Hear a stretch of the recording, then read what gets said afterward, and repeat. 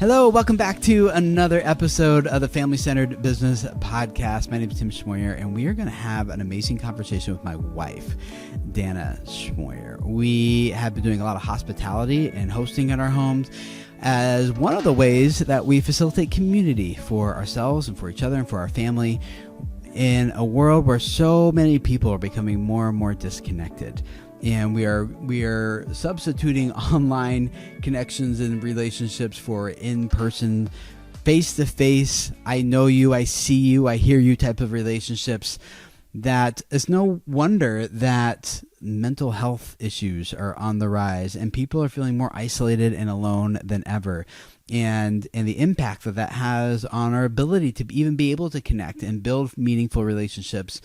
And it's just such an important skill to learn: hospitality, building community. And so most of the time on this show, what we do on this podcast is we talk about how business and family correlate and go together. A lot of people are trying to figure out the work-life balance, but I don't really like the work-life balance thing, because I think by definition, in order for one of the two to go up, the other has to go down, when you're thinking of the seesaw analogy of balance, right?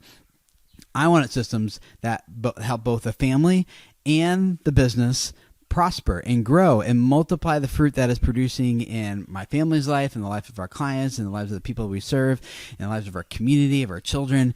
And so that's what we explore here.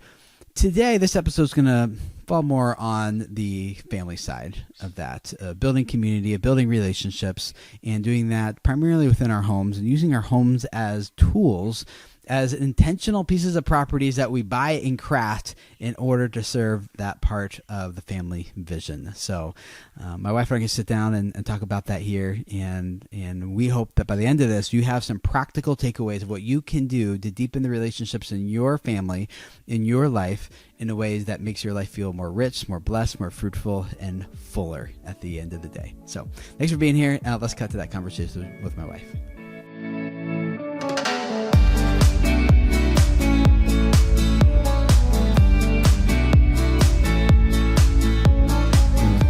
About our family as some context, or where do you want to start? Sure. Currently, we are a family of 9. Our story about hospitality really starts when we were probably just a family of 4, or even my childhood, really. My dad was a pastor while growing up, just recently retired, and we always lived in a parsonage. And I always had this dream of getting married and moving into a house that we own and being able to decorate however we wanted. Because when Tim and I first got married and we were renting, we had permission from our landlords to be able to paint how we wanted, but then they wanted it painted back to how it was. And I was like, that just feels like a waste of money to paint someone's place and then paint it back to how they want it before. And I never was even really all that motivated to really even decorate and put a lot of pictures up and make a big fuss out of a place that wasn't mine. So then we moved to Northern Kentucky when we have 2 kids, and our family is quickly growing, and we are getting invited over to other people's homes for dinners and stuff. And at what time? How old were our kids and such at that time? Hannah turned 3 when we moved to Northern Kentucky. So we had this is like 11 years ago now. 2-year-old and a 3-year-old at that time. And only 2 kids, a family of 4. What was that like? I don't know. I don't remember much about that life. But yeah, so we were being invited into other people's homes, and one specifically that lived around the corner from us lived in the same size house that we were living in. Our family, like 900-ish square feet. 900 square feet. Tiny little place. Not bad at all for a family of 4 people. Yeah. It's great space. But our family quickly grew in that house. And while we were there, though, so our family grew from family of 4 to a family of 8 in that 900 square foot home. And if you're watching the video version of this, you can see a picture of that home. But if you listen to the audio, you just kind of the picture 900 square feet. But this family was amazing, and they hosted in their home. They used, kind of in their home. We got to use the bathroom in the home. But we were mostly outside using their yard, or we even had Passover dinner in their garage one year. And it just really convicted me because I was always in this mindset of one day later, one day in the future, when we have the house that we are going to own, then I can start hosting and doing these kind of things.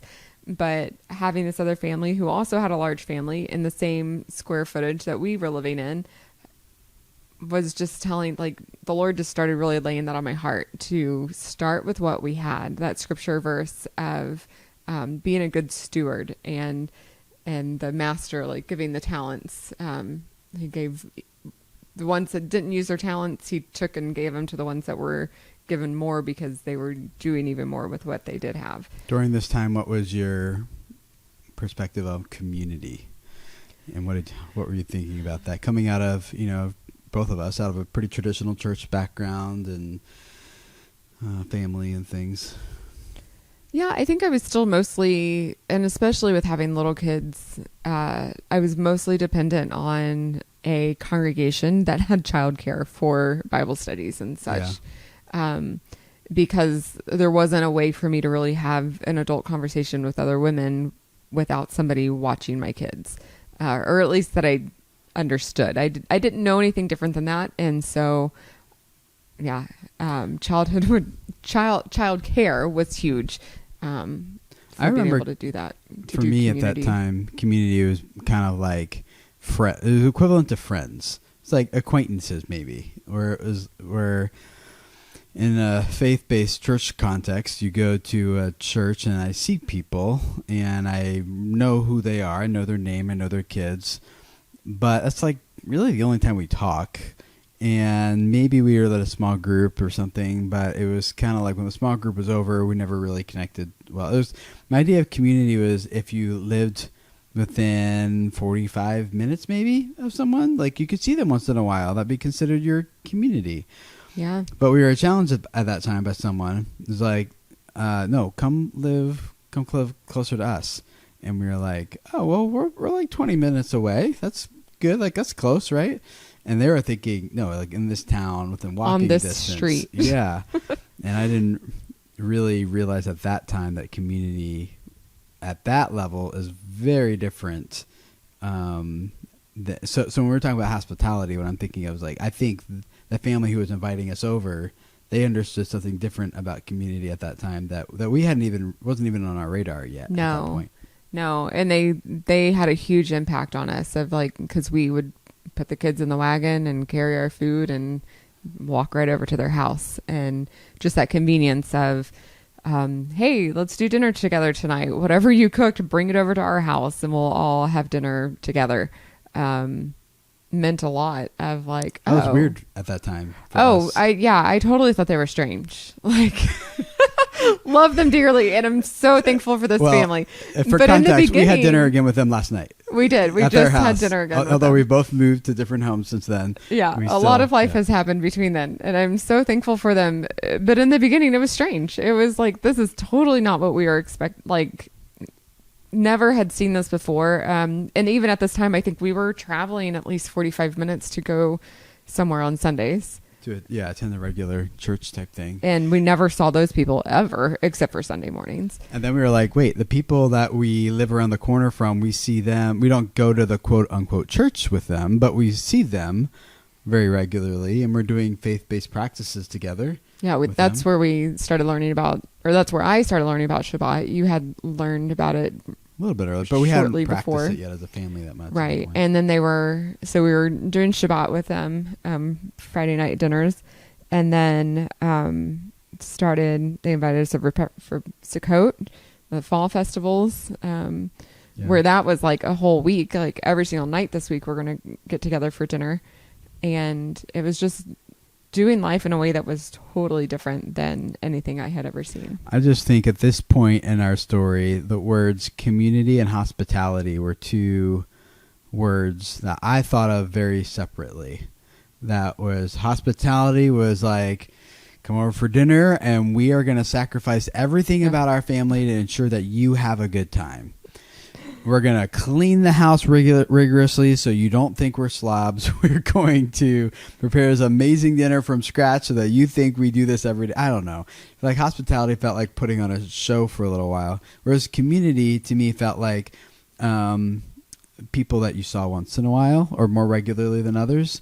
And I think that now, here we are over 10 years later, those words have become a little bit more synonymous of we don't clean we clean up a little bit. Like we'll pick stuff up. We tidy up. We tidy up, yes. But like, anyway, I'm not to jump ahead in the story. We'll get there. We'll get there. So we started meeting with this family and learning this other idea of what community and hospitality is.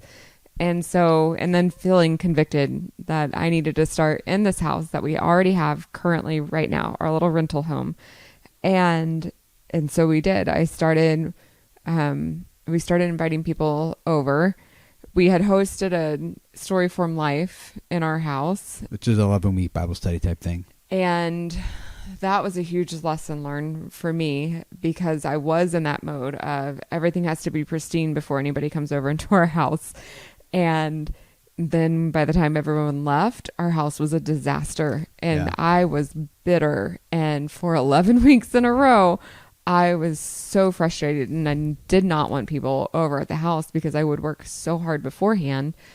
And that get it clean, and then they left it dirty, and you're like, wow, this is costing our family and you personally a lot. Yeah, because I would spend the whole entire day before people got there cleaning and cooking, and to be left with a wreck worse than the day had started. And that was like, this, I can't do this. This is ridiculous. So thankfully, fall festivals, fall's an amazing weather time to be able to meet outside. And so that was helpful to be able to have people over and use our yard space instead. And by festivals, you're talking about like the biblical festival, Sukkot, Feast of Trumpets. Yeah. Forget the other one. Yom Kippur. Yom Kippur, thank you. Day of Atonement. Yeah. But mostly Sukkot was our big one that we started with hosting and having people over. And we were intentional with our neighbors too. At that point, we had put our swing in our front yard so we could get to know people as they were walking. Our neighborhood was small and like two cars couldn't even drive down the road at the same time. You had to pull off to the side to let the other car go by. And so we were getting to know those neighbors well with putting our swing out front. Probably even did a fire pit out front a couple of times. Yeah, just out in because everyone's houses face each other. And so if someone saw someone sitting in their driveway with a fire pit just hanging out, it kind of felt like an invitation to, and some in our next house, we could have done that. And people thought you're weird. Why are you doing that out front? And they would like avoid you. But in this neighborhood, it was not that way. Yeah. They would come out, sit, bring their chairs over. And you and the kids even one day went door to door. We had made up little invitation cards. I don't know if you remember this. Yeah, I do. And you and the kids went and knocked on door to door and invited neighbors to come over. And we actually got quite a few neighbors that I hadn't met yet because I didn't go door to door with you and the older ones. And that actually turned out really well and started really growing some relationships there. We are still in touch with some of those neighbors. I remember the house right across the street from us. You'd have those little laser pen, remember? So we would be sitting in our kitchen eating dinner, and right next to our front door was like this big glass window, and we looked right into our kitchen. And he would shine his laser pointer from his house. We're sitting there at dinner time, and you see this little red dot show up on the wall in your kitchen. And then it was like on our food, and like we're looking like, where's this coming? And we look out across the street. He's like they're in their house. He's sitting laughing, in his living room, giggling at him. I'm like, okay. Yeah. Another time, we were put the kids to bed and then we'd go across the street, and one of our neighbors had made a pie that had just come out of the oven, and we were like, we will be right there. So we used our phones as a baby monitor, left one of our phones there and took the other one with us. We could see like right in the window across which was great because we did see a kid in the window and had to go back home. We're not bad parents. We did not abandon our children. But interestingly, and maybe I'm going to skip ahead a little bit too far, but I will for the sake of contrast. We moved out of that community, which was older homes. I don't know when they were built, maybe 60s, something like that. Yeah, probably. And smaller. And I don't know how the politically correct way to say this is, but including ours, everyone's income was lower in that community. Mm-hmm. I started my business there, video creators there, and then as it grew, and our family, I think we were doubled. A family of we were eight a family of eight when we moved out of that we moved out of that 900 square feet. We moved to a different, much bigger house in a more affluent community compared to the ones we left. And it was the opposite experience where everyone would like drive their cars right into their garages. The door would close behind them and you'd never see. We lived there for years and it was a very different. Yeah, 2-3 years. I think I talked to our neighbors like 3 or 4 times in that whole, and most of them was like the 2 weeks before we moved out. Yeah. So, it was a much different. I just thought that was an interesting culture. Yeah, how drastically that can change from one neighborhood to another neighborhood. I thought was interesting. Yeah. But while we were in our tiny little 900 square foot home was when we started even hosting for Sukkot ourselves. The what is it? Feast of Tabernacles? Is that what that is? Tents, booths, temporary dwellings. Yeah, all those synonymous words. Yep. And so sitting there, and Tim would always read Hebrews 11:8-10 while we were celebrating. So we would read this every single night during this festival. And it says, "It was by faith that Abraham obeyed when God called him to leave home and go to another land that God would give him as his inheritance. He went without knowing where he was going. And even when he reached the land God promised him, he lived there by faith, for he was like a foreigner living in tents. And so did Isaac and Jacob, who inherited the same promise. Abraham was confidently looking forward to a city with eternal foundations, a city designed and built by God." So we would sit there and Tim would read the scripture and then we'd have us all turn and point at our house, our little rental home that we were living in. And we would say, "This is not our home. We are looking forward to a city with eternal foundations, a city designed and built by God." And while you're in a little rental home and you're knowing this is not going to be the home that you're going to live in forever, it was super easy to be able to point at that building and say, "This is not my home." Yeah, I totally got that because I knew what I was looking forward to was owning our own home. And that's when we moved into this much bigger house in this much less friendly neighborhood. Well, we didn't know at the time. It was a much quote unquote nicer neighborhood in terms of beautiful. The size of the houses, and they're newer. Like this house wasn't that old. Didn't really need any repairs. We bought the house that we needed in that season of life. Yes. We had 6 little kids at that time. The twins were not even 1 yet, and we needed space. We were busting at the seams in that tiny house. In our rental home, we had to turn the table diagonally, even to fit it in to have company kitchen. over. Yeah. Yeah, we would host people. Yeah, so we actually, Tim's brother's family was with us. They were our last company in our little home and our first company in our big home. So it was fun to take contrasting pictures because we knew we would see them 2 weeks apart, and we were moving in between. But we filled up the whole entire kitchen in the rental home. Yep. But we still, I'm so proud of us though for starting and hosting in that home though, because that was just, to me, it was being a faithful servant of, you want this, you want all this stuff, you want to do these things when you have this. But God just kept saying, why not start now? Start now. This is what you have. This is what I have given you. Start now. And so, I think sometimes people feel like they need to have the nice house. They need to have I thought I needed that. I think it's in our culture today. When you have people over to your house, one, that's way more intimate than most people are familiar with other people. I think a lot of people, maybe not as much in the faith community, but maybe, when they have someone over at the house, they feel high pressure to perform and to impress. Yeah. And because of that, it becomes, hosting becomes this really stressful thing. Yeah. And, but what we were doing, we're like, you know what? And based on the example of the first family invited us over, we can do this. Maybe it doesn't have to be about performing and impressing. But maybe this can be about relationships. I still totally, I forget now that I totally fed into that pressure and had to have homemade meal normal, and had to have it all perfect and everything. One of my favorite, I even would not even cook a new recipe for a family for fear that recipe wouldn't turn out well.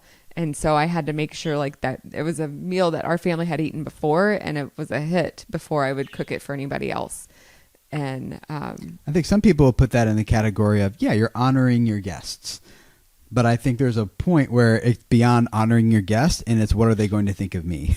Oh yeah. Yeah, and I don't know that most of us have the self-awareness to know where that line is, honestly. No, yeah, it was total performance driven. The most humble point, though, at that point, living into our first house that we had owned, we had some good friends over. I think it was the first time that they were coming over for dinner, and thankfully, they did not know how to cook for a large family, and so she was in charge of bringing vegetables over and brought over a boatload of vegetables for us, which turned out great because we were going to do steaks and potatoes and vegetables. And it turned out I had never turned on the crock pot. So we had meat, but So I'm not laughing at you. I'm just... The potatoes did not get cooked. We had raw potatoes. And I was You like, were so embarrassed. I was so embarrassed, so mortified. But no one else cared, but you did, obviously. It was the first time this family was coming over, and I totally didn't even cook half of the meal. And was mortified, was thinking, like, this is it. Like, these aren't going to be friends anymore because I totally screwed up and didn't have this. And now it's a favorite story. I don't remember this. The Taylors. Oh, yeah, okay. And so I was just... And they were just over for dinner again, like, we just saw them last week. Yeah. So, yeah, but those mistakes now are fun and easy to laugh about. But man, that was totally in that performance stage of like, everything has to be perfect. And yeah, and it totally was not. And if you have someone over who expects that too of you, I would say run. Just like disinvite them after that, because that's not going to be a very, that relationship might. Yeah, I don't know. I guess they could always mature. But even other, well, I don't want to skip ahead in the story. So yeah, there's other examples of where it's like, people came over with expectations and then saw that we no longer have those expectations.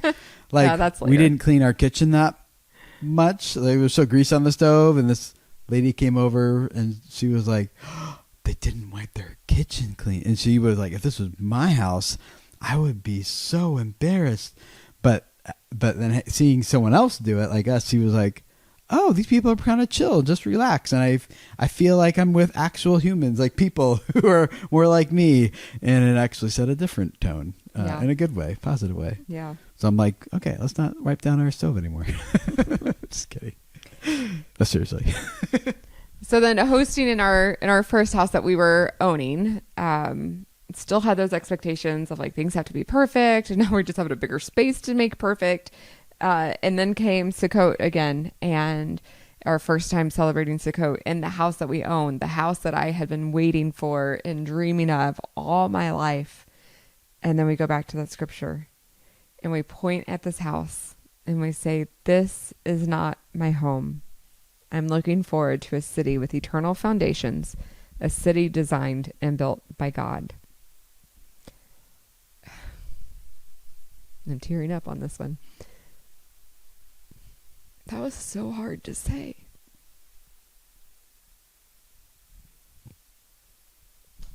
Because you love that house? That home?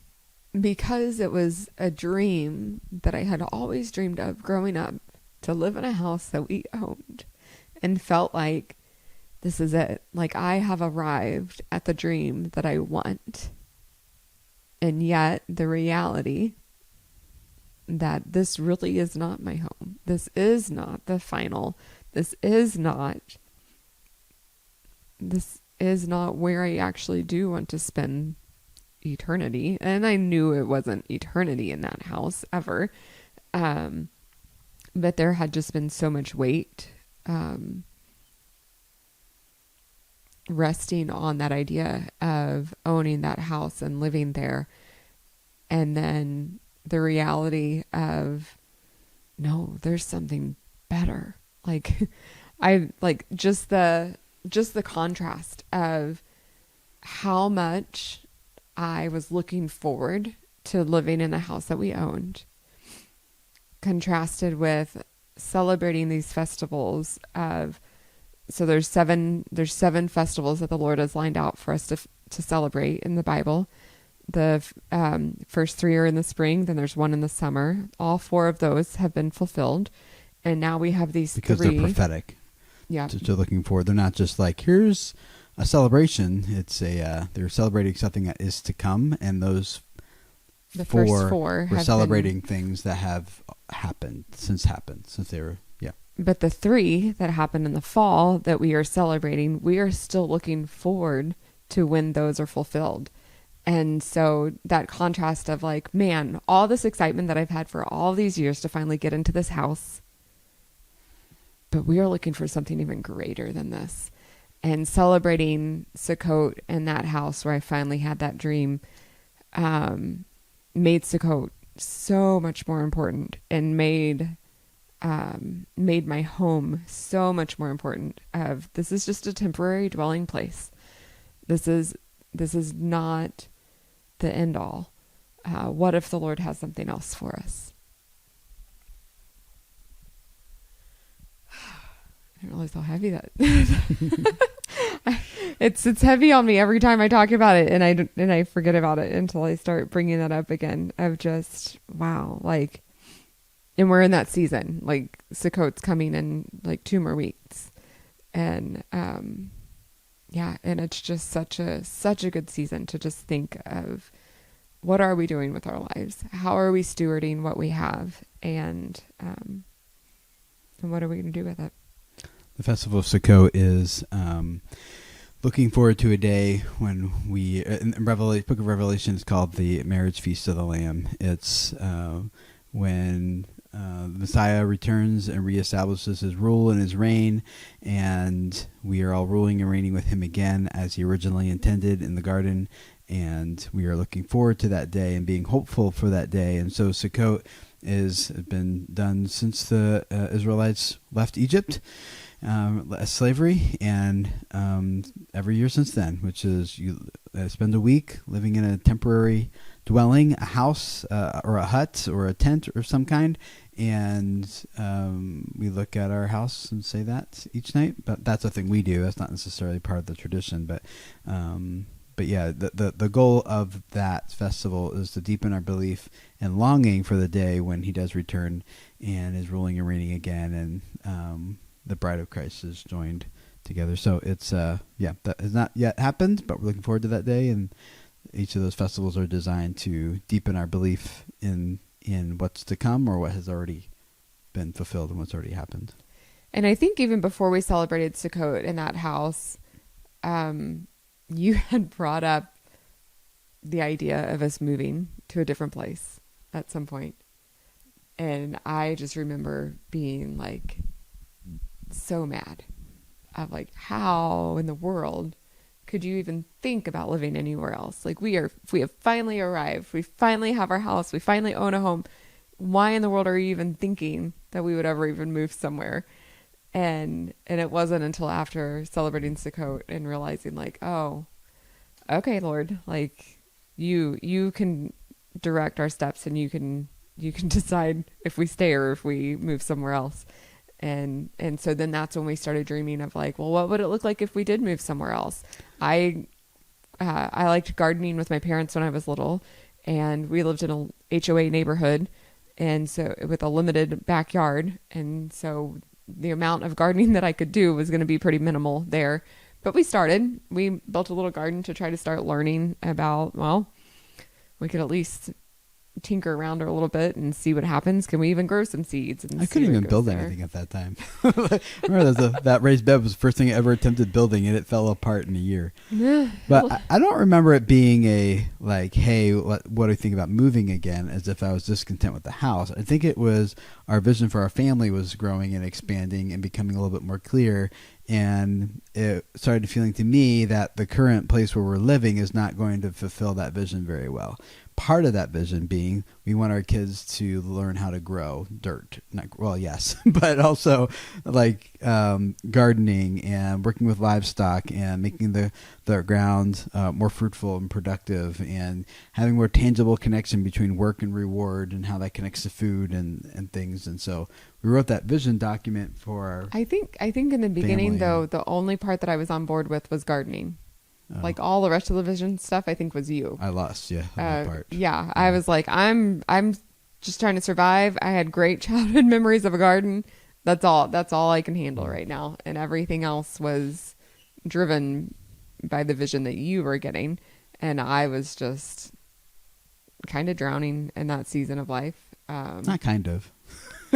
Yeah, it was totally that was an intense season. Yeah. For sure. Yeah. And so you were in the mindset of like able to like keep pressing forward, and I was just that's trying kind of to my stay alive. temperament, how I'm wired, and things too. Even with business and other stuff, it's like I don't know how to function if I can't see several years out of like what are we achieving. And I've gotten better at that. I do appreciate having a vision, but in that season of life, though, it was day to day survival. Yeah. So. But we hosted a little bit in that house. I don't remember hosting much in the house. We started doing Shabbat. We started inviting people. Well, we started that in the first house, but we started doing that more regularly. Having a family over and just hanging out, and maybe having a family over twice a month at least.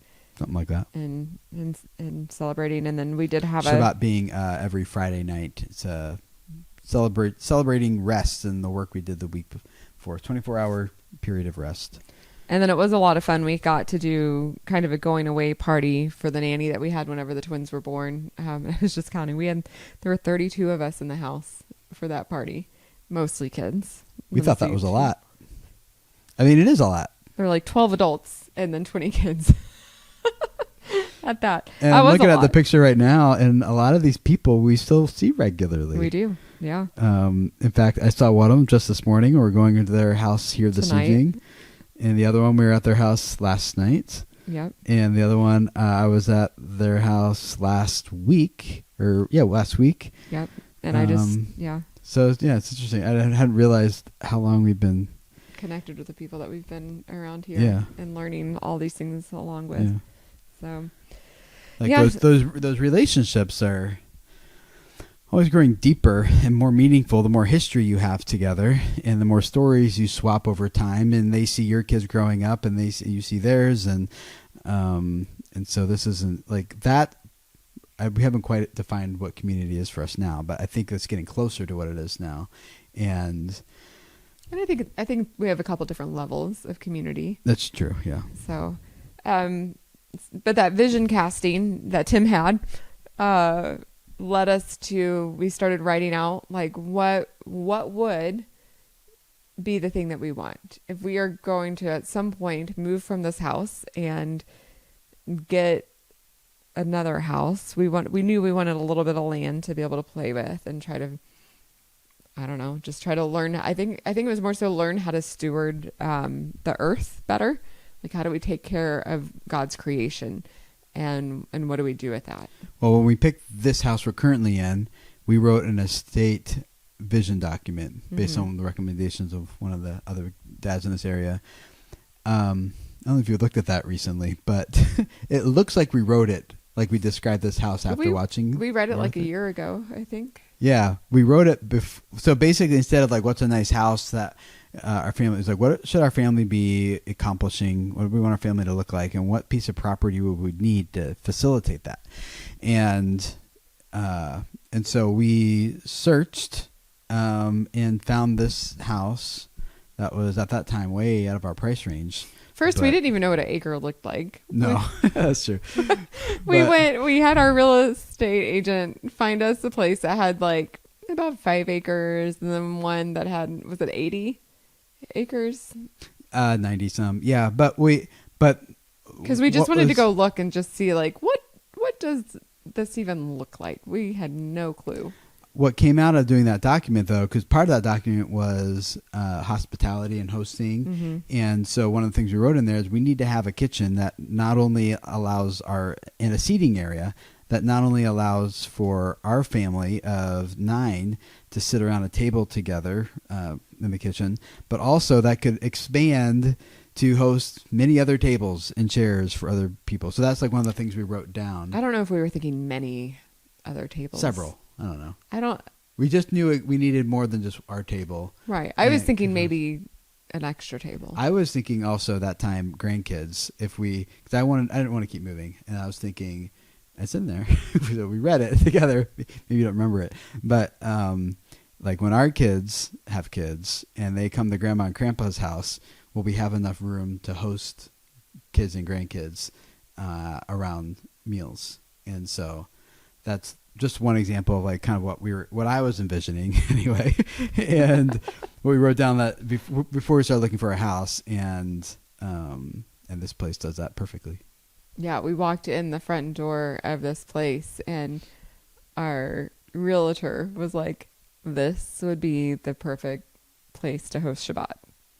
And we're like, which is kind of part of his job to say that in every place you walk into, maybe. No, but we have looked at lots of different houses, and it's even hard to find a house with a good dining area for just your family. Impressed with how difficult it is that buy a really big, gigantic house that really only had enough dining space for six. I was going to say, we couldn't even fit our own family in most of these homes. Yeah. And, plenty of bedroom space and everything, but there was not any good space for all of us to sit down at a table together. Right. And that was without being backed up against the wall. Yeah, it was. I was like, wow, really they don't build eye-opening. houses anymore. Thinking about family gatherings and community gatherings. Right. All these houses and are having designed a meal for together. You having a lot of space for yourself and your toys. So Yeah. So we see this place, and there's some really cool stories about how this place ended up becoming ours. But sticking with the hospitality conversation. One story at a time. Yeah, that's for another day. Now I lost my train of thought because I wanted to go to this other story instead.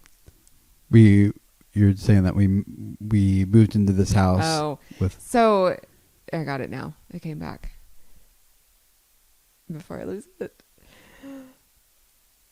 Moving to this place and getting to live here, and the idea of Sukkot in my mind, we moved here in the spring, but that celebration and just knowing like this is not my home. Lord, this is a place that you have given us, and that's where I'm excited about those stories for another day. It has felt like a privilege to live on this property, to live in this house and take care of it for whatever the Lord wants to do. So moving here, I was already out of the mind frame of this is my dream home and this is where I have arrived and this is my place for my family. And it is.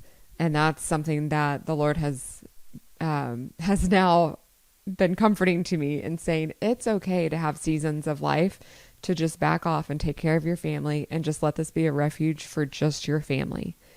And that's been really important to me.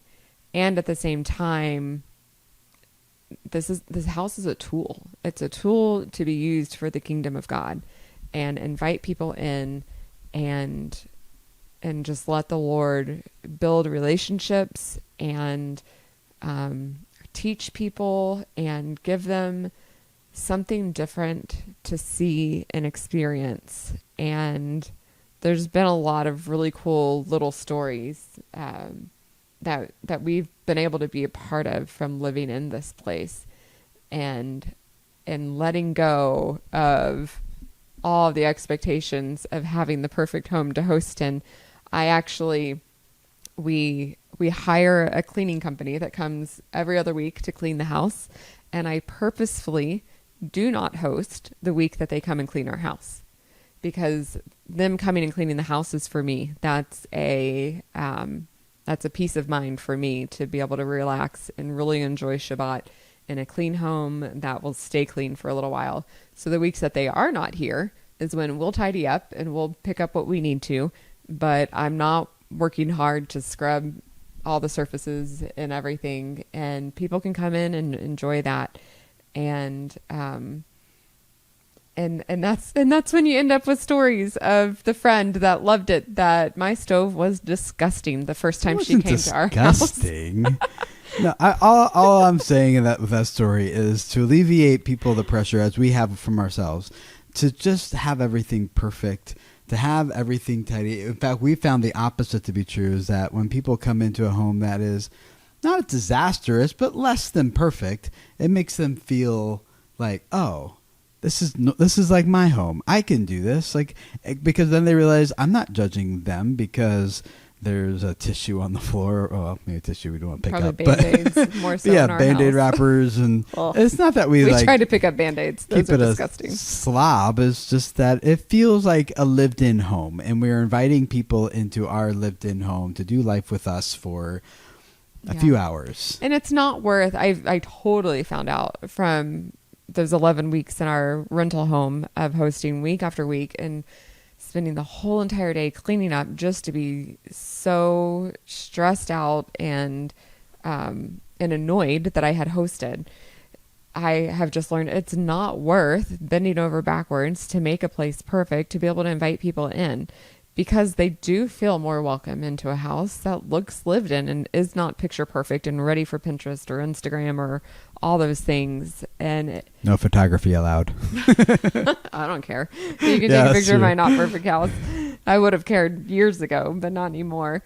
The other thing, though, that I have learned is partially because of me. I enjoy helping people, and there's always somebody that's going to walk into the home and that says, "How can I help?" And it's a part of feeling comfortable in somebody else's home. If you are standing around just watching them do all the work and you have no clue what to do with yourself, it's kind of awkward. For me, it is. I want something to do instead of just standing around being like, I have no clue what to do. I feel like a total guest and I can't touch or say anything. And so I try to have jobs ready for people whenever they walk in the house and they ask if they can do something. It's very rare that I don't have a job for someone to do. And we don't feel bad about asking them to help and work. Not at all. If you ask, I will give you a job. Is not for us to perform. It's like and impress and serve and entertain. The spirit of this, we are gathering together to celebrate something together. We just happen to be doing it in our home. Can you help us get it ready? You know, and there's even this has been different families over the years that have, in a unofficial way, kind of partnered with us to say, hey, we'll come a half hour early before everyone else and help you kind of tidy up if you want, and help you guys get things settled. And then there's people that will naturally start cleaning up after everything's done. And then there's times where we have asked people. Now the teenagers that come into the house are in the habit of tearing down our chairs and tables and taking them back out to the garage. And setting them up. Yeah, well, our kids set them up, but then even company kids will help take everything out. So by the time everyone leaves our house now, it's pretty much back in order. Yeah, everyone leaves the house, we shut the door, and we can go to bed because there's nothing else left to clean up. Yeah. And that's amazing. And that's amazing to be able to be hospitable in someone else's house. And so we have partnered with another family where we'll go and do our Shabbat dinners at their place too. And everyone pitches in over there as well. We know just because you're in a different location doesn't mean you're the guest to be entertained. Right. Yeah. But we're all here to serve each other. And so there's always something whenever you're serving a bunch of people and having a large dinner and having people over, something gets forgotten. The napkins don't get set out, or we need more serving utensils or something. And so being able to have with the toilet paper roll out. Right. And so you just pitch in, and you don't have to even ask the host, what do you need me to do? You can just look around and see if that's your gifting. I know for some people, you do need to ask, and it's hard to just come up with something random to do. Yeah. Some people it comes naturally, and some people it doesn't. So it's not a bad thing to ask, but if you can just pitch in without even having to ask, it's a huge blessing. I think one thing maybe we skipped a little bit too quickly before we got into the mechanics of what hosting looks like is, what does that rhythm look like for us in our house and our family? How often are we doing it? How many people are we talking about? What's the nature of our gathering together? Yeah, so we moved into this house and we were like, all right, like what families, because we had started doing regular families meeting in our last home, and our list of families that we wanted to connect with, especially moving to a new town and starting to meet even more people, our list of families got really big of how many people we were wanting to have over. And I think it was like so big that we were like, if we only invite one family over at a time, we're going to see each family once a year.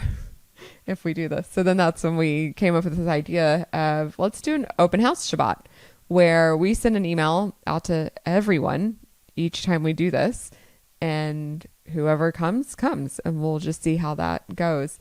And that's been amazing to get to see people more often and to get to see people make connections, because not everybody that comes knows other people. We've had lots of people that have come that haven't known any other family except for us. And it's been fun to be able to be that family that gets to connect others together and make that connection for them and see those families starting to build a relationship. And so now we are hosting in our home kind of every other week, every other Friday-ish. Sometimes we leave the other in between Fridays open because we just need time for our family too. But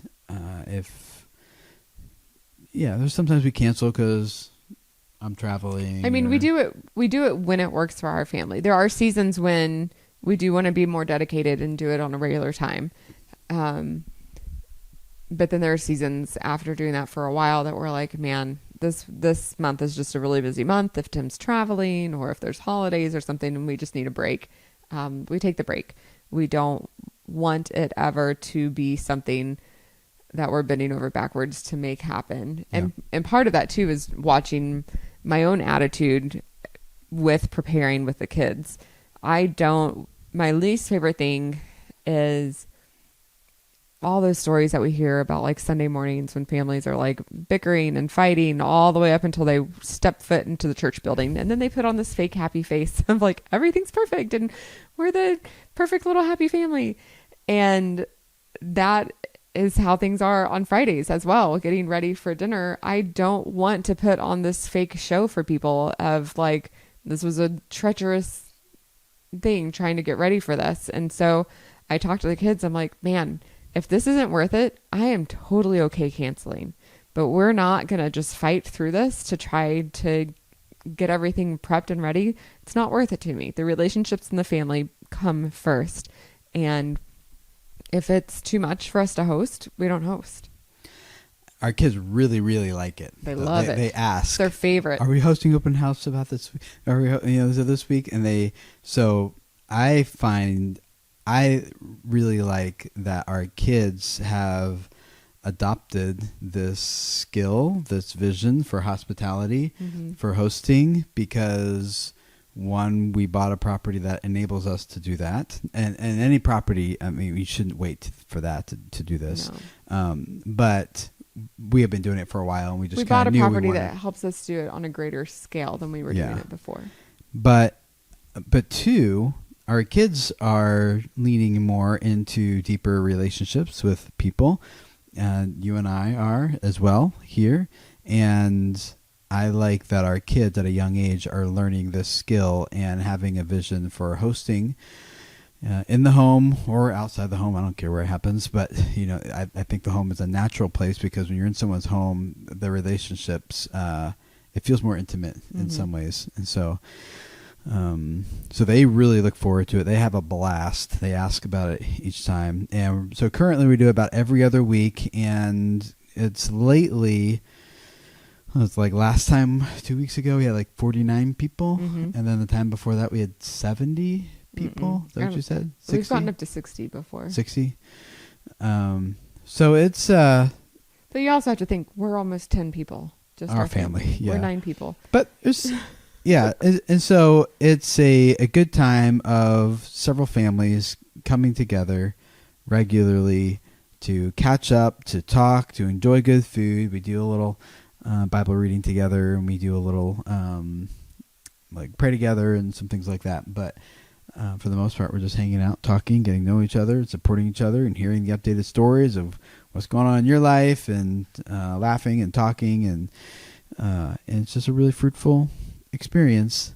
And I feel like now the way I would define community now versus 10 years ago is pretty different. And hospitality being a part of that, where it's community of people that you actually know, like, trust, people who know you well enough to say something if they feel like they need to. It's someone who you can confront in a loving way if you need to, and will confront you if they need to. It's people who will come watch your kids if you need them to, or take the kids, if you need them to. You get what I mean. People who babysit, and it's not just like, oh, I see these people on a Sunday morning and that's my community. I don't know. That feels like I'm gathering with people, maybe another name, but that's not community to me anymore. Yeah, well, and I would say that community too. I mean, we've mostly talked about our Friday nights gathering and stuff, but some of that community that you were just talking about doesn't even come on Friday nights to our house, but it's more intentional relationships that we have throughout the week with different people. Yeah. And that's a good point. I don't think of community just as like it happens this time. I think there's a good rhythm to have that enables and maybe makes it conducive for community to happen in a regular rhythm in your life. But that's where that family says, like, no, you got to live on our street for this community thing to happen. Now I understand what that means, because when you live in close proximity to someone, it is much more convenient and conducive to community. And it is fun. Like, we have a family down the road, an older couple that's like grandparent ages, and it's just so much fun to have that relationship with them on our street, because the kids can ride their bikes over to their house, and they have a farm, and so the kids have even gone and like helped pick blueberries and help pick tomatoes, and go help work on the farm for a little bit, and then she'll come over and she loves to babysit or just come and visit. And it's just really fun to be able to build a relationship that you don't have to schedule your week around, but it can just happen. Your paths cross naturally. And there's other people that we know that live very close by that we would love to see more often, but our rhythms just don't align, and our paths don't then cross. And because of that, we're not really in community with them the way that we would like to be, which is fine. So there's multiple factors that go into it. If your schedule allows for you to see each other often, like if we're seeing them on Sunday mornings or at homeschool co-op or at jujitsu in the evenings, and then, I think when families' rhythms, weekly rhythms align in an overlap in multiple ways, then I think it becomes more natural and easy to build community with those people, as opposed to when you see them once a week, or it's just like, oh, we love you guys, we should hang out more often, and then 2 months go by and you never see each other again. It's just. But some of those friendships, though, we don't see anymore now that we've moved out here, except for like every couple months or so. But those friendships are still pretty deep. Yeah. So I think there's just different seasons, and as kids grow up and we're involved in different things just change, and I think it's okay to let things change and put your energy into the relationships that you can see, and keep in touch with those that do mean a lot and have been helpful and meaningful to our family. Yeah, there's another element to hospitality. Maybe we'll wrap up with this, which is hosting families overnight. We've put a lot into this property to make it conducive for hosting families for periods of time, for seasons, or sometimes just weekends. Do you talk a little bit about what that looks like in terms of hospitality and community and relationships? Yeah. So we moved into a giant house, and I didn't realize, I mean, I knew it was giant a little bit before we even put an offer on it. It was hilarious to come to the open house here, and we had already come and seen it. When it was available for sale. Right. Yeah. We had already come and looked at it at just our family, and we're walking around and saw how big it was. But it was funny to follow other people around when they were coming and seeing it for the first time. And I heard someone walk down the stairs and they go, wow, it just keeps going. So maybe for context, when we bought it, it was 5 bedrooms, 7 bathrooms, was 3 kitchens. 5? Yes. 6. Yes, 6. You're right. I don't even know how many bedrooms we do have. No, it was 5. And because we put in 4 egress windows in the basement rooms, and that turned it only from had 1 bedroom 5 to 9 bedrooms. No. Because we added 4 bedrooms. There's 3 in the main house, 1 in the apartment. We don't one even know our downstairs. house. It's ridiculous. Well, the point So being, anyways, we decided. Well, go ahead. Yeah. It's so to give you some context. It's a really big house. It's big. All house, of our kids could have their own bedroom, and we have purposely had our kids share rooms for multiple different reasons. I would say 2 main ones, I guess. One, that they are used to having a roommate, and it helps build that bond and that relationship with each other. 2, it gives space to be able to host other families.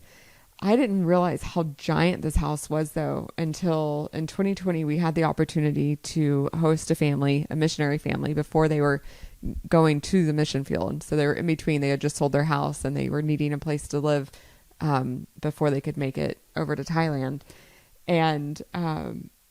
And so we had moved everybody up onto our main level of the house. Well, remember, before we bought this place, we were thinking like, oh, there's a whole nother kitchen downstairs and a living room and a separate entrance and several bedrooms and bathrooms, another washer dryer hookup down there and everything. And we're thinking this could be a whole another living unit. Like, how cool would it be to like host families who needed a place to stay for a while? I think we even said on video that we had. It's written in the document, like, or missionary families in transition that's in between or something like that. Stays. Yeah. So that was on our radar before we even looked at this house. Before we bought it. Oh, was it before we even? It was in the document, yeah. Wow. That's what I'm saying. The document feels like we wrote it for this place. Yeah. But anyway, keep going. So then this missionary family moves in and we give them our whole entire basement. And that's when I was like, oh, we have 2 houses.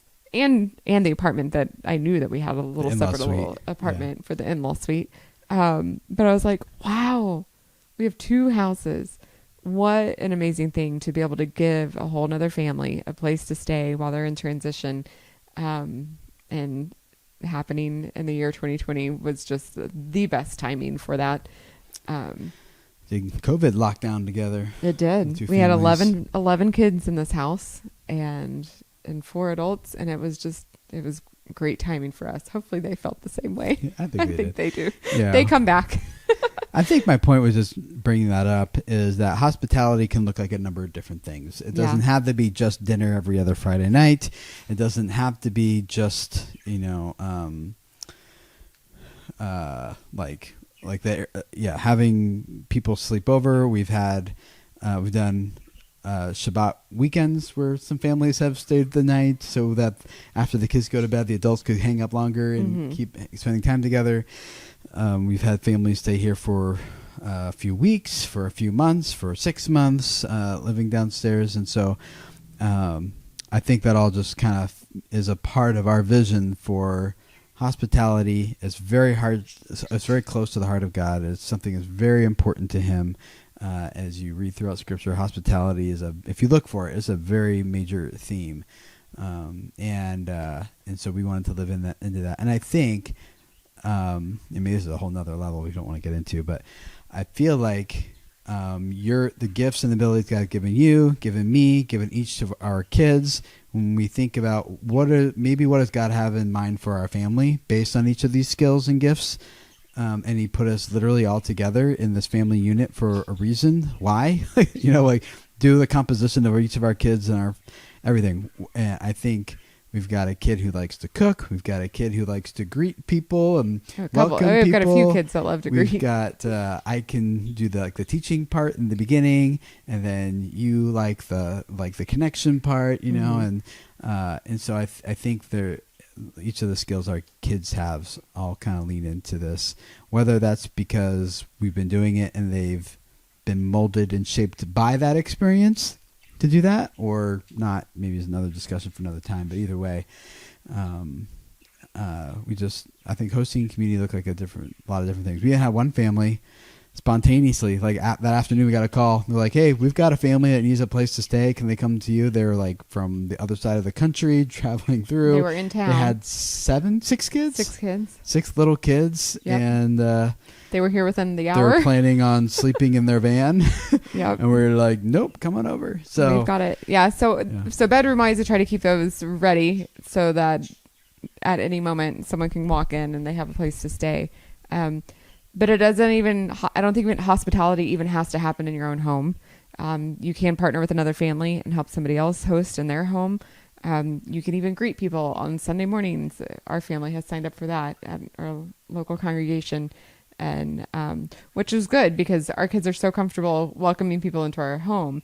They were nervous changing sites and going and greeting someplace else. And so that was a little stretching for them, and it was fun to be able to watch them, and now they love it and look forward to it. So what would you say to someone who's listening to this or watching this and they would love to have deeper relationships, form deeper community with people, and lean into hospitality as a tool for doing that in some way? What would be your first advice or next steps that you would recommend for someone who's like, yeah, I want something like that. I don't know where to start. I don't have a list of people I could, if I invited one every week, it would be more than a year, and I would just open up my home and people would come. How would you recommend they get started? I would say name one family or one person even, and invite them over for dinner.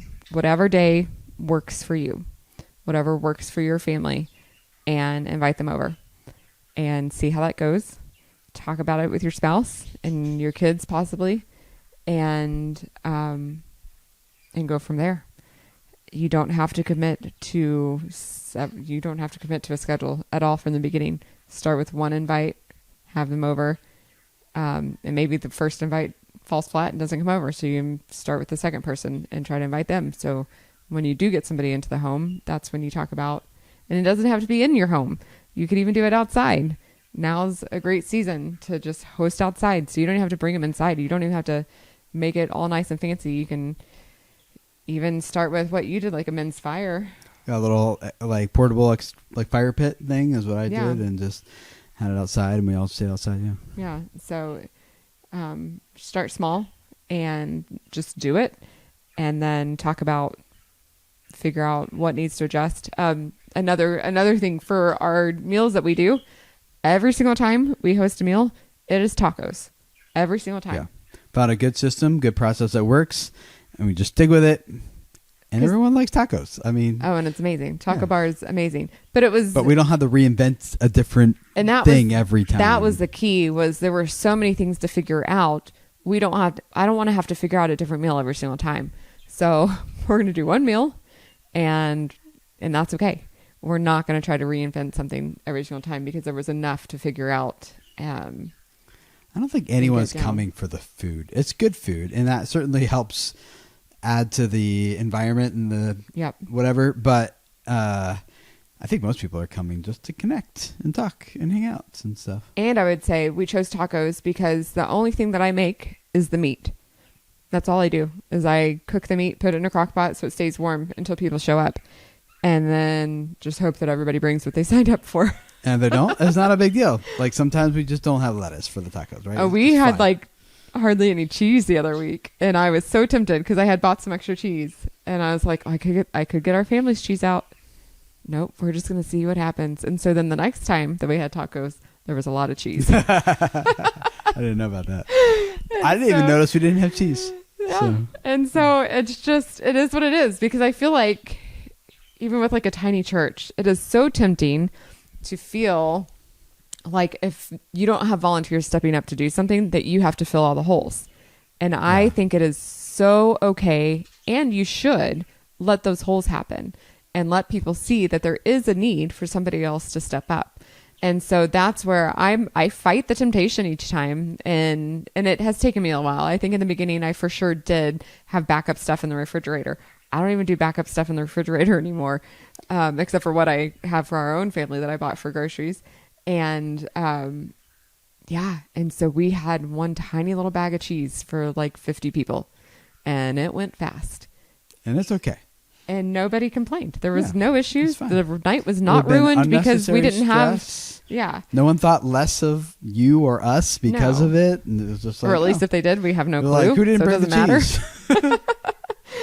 So it's just bad at that person.